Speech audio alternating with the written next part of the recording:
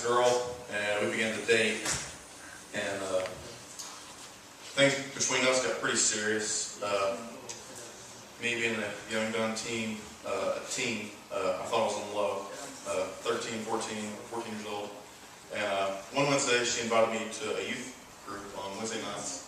They met, and so I thought, hey, I'm dating her, it's more time with her, so why not go? So I didn't go for the right reasons. They just got this new youth minister. His name is Eric. Today is actually one of my best friends.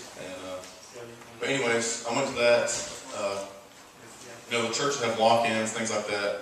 I'd always go, not to know God, not to spend time growing in my faith, but just to spend time with her. And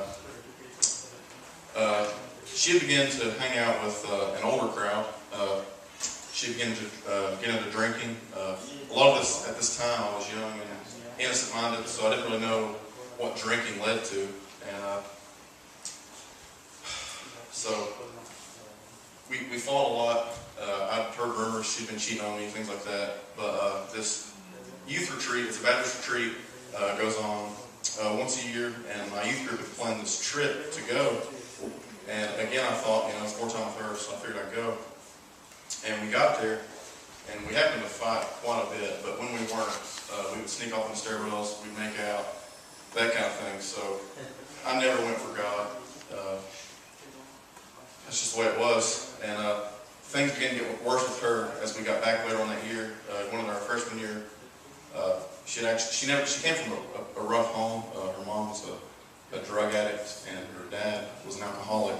And so either way she went, she didn't have a good heritage, good way. She didn't know anybody really. And as I said, I was really innocent-minded, and I didn't really know what to look for in these things. I didn't really realize she began to do drugs. She was abusing pills and that sort of thing. So things between us got really bad.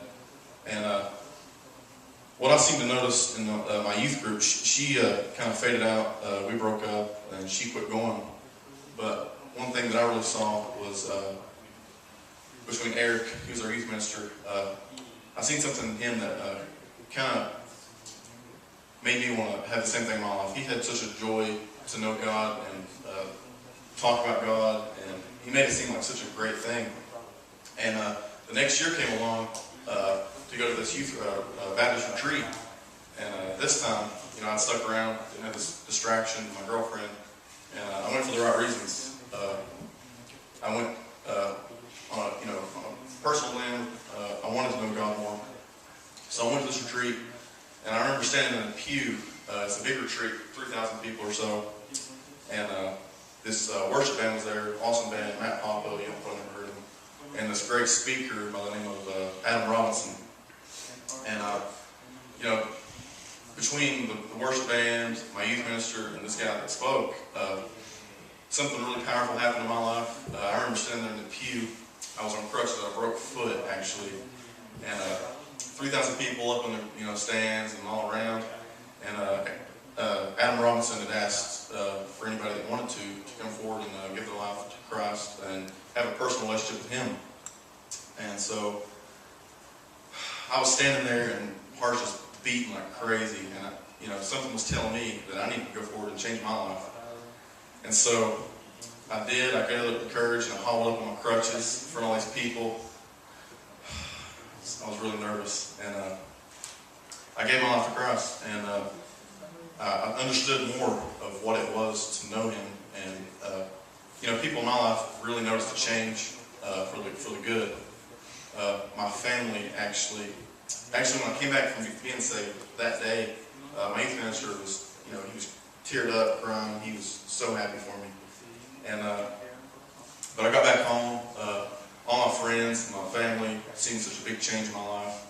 And my mom, she actually called me her hero at one point.